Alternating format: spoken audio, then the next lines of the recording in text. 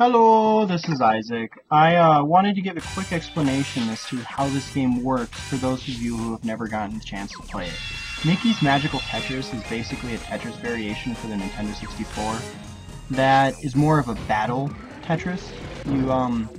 You'll see once the game starts there's rows on the left and the right, or machines, that hold the Tetris bricks. So when you're playing against someone else, whenever you break a line, it sends it to your opponent and they have to deal with it. It's the same for the arcade mode if you choose to play that.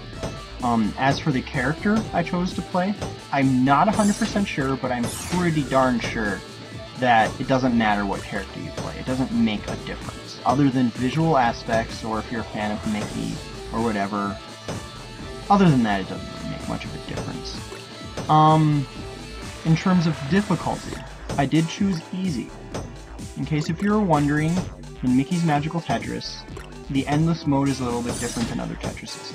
So, as you can see in the middle of the screen, there's a level, lines, and score. If you start at harder difficulties, you start at higher levels.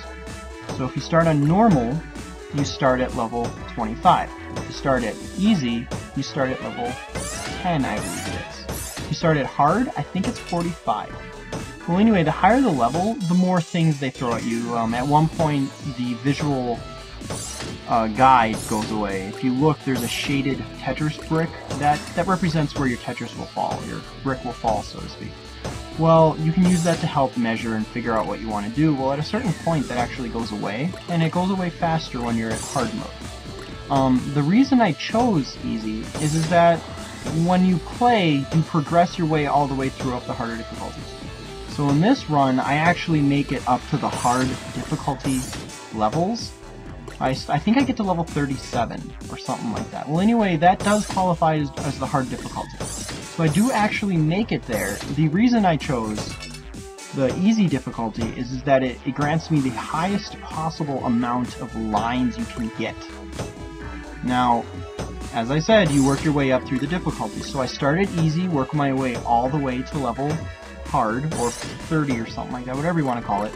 And the whole time I'm getting lines and points for it. It just takes longer, but I am able to maximize the amount of lines I get, which is ultimately the purpose of this exercise I chose to do. I haven't really played a Tetris game in a very long period of time, so I kind of want to just, exercise and work off the dust, so to speak.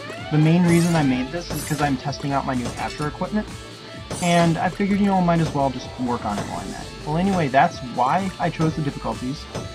That's kind of a basic as to how the game works, and other than that, I hope you enjoy. Thank you.